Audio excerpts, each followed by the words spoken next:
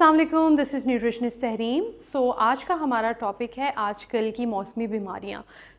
मौसम बदलने के साथ साथ डिफरेंट बीमारियाँ भी आती हैं, जैसे आजकल सर्दियों का मौसम स्टार्ट होने वाला है। इन्फ्लुएंज़ा, स्नीजिंग, बुखार, खांसी, नज़ला, ये बच्चों से लेके बड़ों तक का प्रॉब्लम रहता है। ऐसा क्यों होता है? जब वेदर चेंज हो रहा होता है तो आपकी बॉडी का इंटरनल टेम्परेचर एक्सटर्नल टेम्परेचर के साथ मैच नहीं कर पाता। उसको कुछ टाइम रिक्वायर्ड होता है अपने टेम्परेचर को मेंटेन करने के लिए या बॉडी को एक्सटर्नल टेम्परेचर का आदी बनाने के लिए। जब तक बॉडी ऐसा नहीं कर पाती है तब तक आप बीमार होते रहते हैं। और इसके साथ साथ जब आपको कोल्ड होता है या बाहर के सर्द एनवायरनमेंट की वजह से आपकी बॉडी अपने नेचुरल इम्यून सिस्टम को अपहोल्ड नहीं कर पाती है तो आपको नज़ला, खांसी, छींकें और कोल्ड जैसी बीमारियां होने लगती। अब ह्यूमन बॉडी के अंदर 3 ऐसे डिटॉक्स चैनल्स हैं जो कि बॉडी को डिटॉक्सिफाई किए रखते हैं। उसमें नंबर 1 है स्टूल पासिंग का जो तरीका होता है, अगर उसके अंदर कोई गड़बड़ हो जिसमें आपके डाइजेस्टिव ट्रैक्ट से रिलेटेड बीमारियां आती हैं, उसमें डायरिया हो जाता है, या तो आपको लूज़ मोशंस लग जाते हैं या फिर वॉमिटिंग लग जाती है। नंबर 2 है थ्रू स्वेटिंग। आपकी बॉडी अपने आप को डिटॉक्स करती है थ्रू स्वेटिंग ना हो रही हो या बहुत ज़्यादा हो रही हो तो उसकी वजह से आपको बुखार होता है, या बुखार किसी वायरल इन्फेक्शन की वजह से भी हो सकता है, जिसको हम फीवर भी कहते हैं। फीवर की भी डिफरेंट टाइप्स हैं, वो किसी वायरल या बैक्टीरियल इन्फेक्शन की वजह से भी हो जाता है, या कुछ जिस्म का रिस्पॉन्स होता है।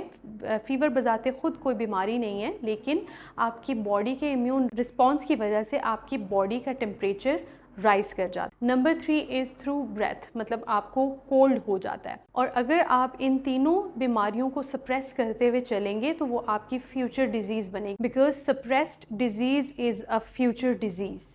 अब इस तरह की बीमारियों को हम किस तरह से फ़ाइट कर सकते हैं, आपको ये जानकर हैरानी होगी कि आज से 100-200 साल पहले किसी भी किस्म की कोई टैबलेट या सिरप नहीं हुआ करता था और लोग फिर भी ठीक हो जाते थे। और वो किस तरीके से होते थे? Through their own immune response. Immunity को इतना स्ट्रॉन्ग कर लिया जाता था कि ऑटोमेटिकली इंसान की बॉडी उस बीमारी के अगेंस्ट फ़ाइट करना शुरू कर देती थी। लेकिन अब हल्की सी खांसी भी आ जाए या छींक भी आ जाए तो फ़ौरन से हम मेडिसिन की तरफ भागते हैं, which is a very wrong practice. अब यहाँ पे मैं आपको 4 टेक्निक्स के बारे में बताऊँगी जिसको इम्प्लीमेंट करते हुए आप किसी भी किस्म के मौसमी बुखार, नज़ला, ज़ुकाम, खांसी इनसे बच सकते हैं। नंबर 1 इज़ थ्रू फास्टिंग एक ओल्ड टेक्निक है जिसके ज़रिए लोग बड़ी बड़ी बीमारियों से ठीक हो जाया करते थे, जब कन्वेंशनल मेडिसिन इतनी ज़्यादा आम नहीं थी या दवाइयाँ नहीं बनना शुरू हुई थी। फास्टिंग में क्या होता है कि आपकी बॉडी रेस्टिंग स्टेट में चली जाती है और आपके जिस्म को और इम्यूनिटी को वर्क करने का टाइम मिल जाता है, क्योंकि डाइजेशन के दौरान आपके जिस्म की 70% एनर्जी डाइजेशन के ऊपर जा रही होती है और सिर्फ 30% एनर्जी बॉडी को हील करने की तरफ जा रही होती है। जब आप फास्टिंग करते हो तो इट मीन्स कि आप अपने इंटेस्टाइन को, अपने स्टमक को रेस्ट दे रहे हो और डाइजेस्टिव सिस्टम काम नहीं करेगा, तो आपके जिस्म को ऑटोमेटिकली मौका मिल जाएगा अपने आप को इंटरनली स्ट्रॉन्ग करने का और इंटरनली हील करने का।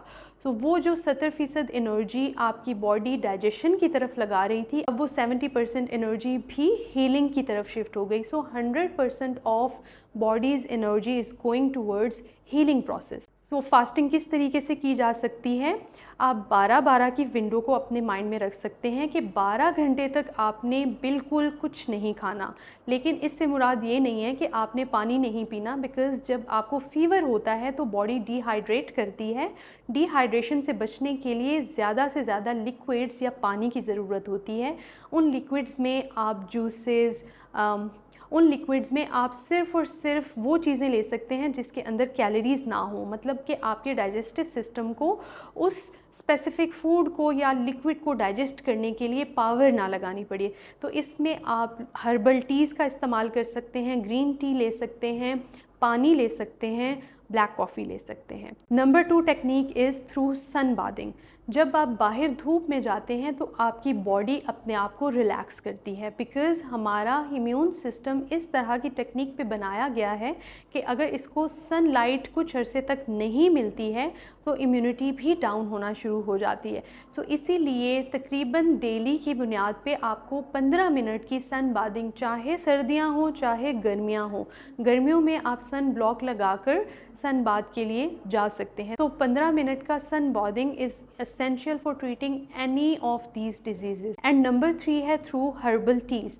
अब हर्बल टीज़ का इस्तेमाल हमारे यहाँ रूटीन में इतना ज़्यादा नहीं किया जाता, या किया जाता है तो वो भी स्पेसिफिक रीज़न के लिए किया जाता है। आज से 100 साल 50 साल पहले हमारे नानी दादियों के दौर में हर्बल टीज़ का इस्तेमाल बहुत ज़्यादा किया जाता था। एंड ये हर्बल टीज़ किसी भी किस्म की छोटी मोटी बीमारी को ट्रीट करने के लिए बहुत ज़्यादा इस्तेमाल होती थी, क्योंकि दवाइयों का इस्तेमाल इतना ज़्यादा आम नहीं था। अगर किसी का सर दर्द होता था तो उसको सिनेमन का कहवा बना के दिया जाता था। किसी के पेट में दर्द होता था या डायरिया होता था तो उसको सौंफ का कहवा बना के दिया जाता था। अगर किसी को बुखार होता था तो उसके लिए अदरक का कहवा बनाया जाता था। और अगर किसी के बॉडी में वैसे दर्द होता था, थकावट ज़्यादा होती थी, तो उसको टर्मेरिक दिया जाता था।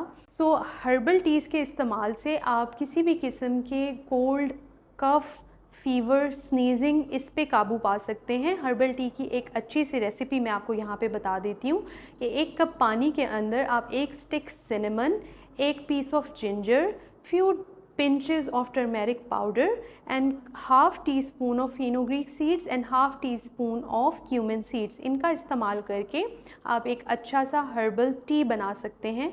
इसके साथ साथ आप इसके अंदर डिफरेंट हर्ब्स का भी इस्तेमाल कर सकते हैं जो कि कॉमन यूज़ होती हैं, जिसमें नंबर 1 है lemon grass tea. Lemon grass के अंदर पावर ये भी है कि वो आपके गट को हील करती है, ब्लोटिंग एंड गैस को भी कम करती है।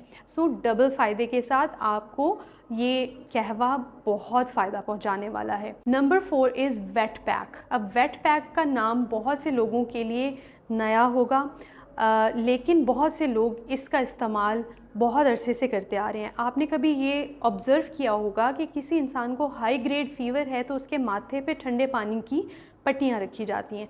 उसका पर्पस क्या होता है कि ठंडे पानी के अंदर किसी पट्टी को डिप करके अगर गर्म बॉडी के ऊपर लगाया जाता है तो वो वाला जो गर्म टेम्परेचर है वो लीच आउट करके उस ठंडी पट्टी के अंदर शिफ्ट होता है, और जो पट्टी ठंडी होती है उसकी तासीर गर्म बॉडी के अंदर शिफ्ट हो जाती है।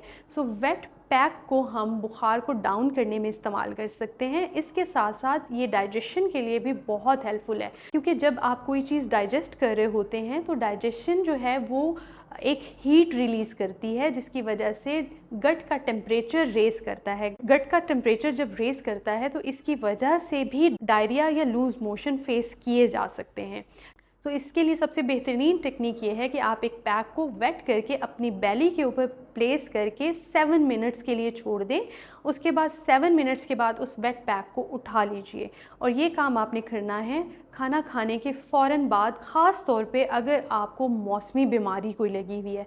उससे आपकी डाइजेशन भी बहुत स्मूथली होगी और बहुत ज़्यादा एनर्जी आपकी डाइजेशन की तरफ शिफ्ट नहीं होगी, जिसकी वजह से बॉडी को मौका मिल जाएगा कि वो अपने आप को हील कर सके। तो ये टेक्निक्स इम्प्लीमेंट करके आप किसी भी किस्म की मौसमी बीमारी से बच सकते हैं। Keep watching my channel for more videos like this.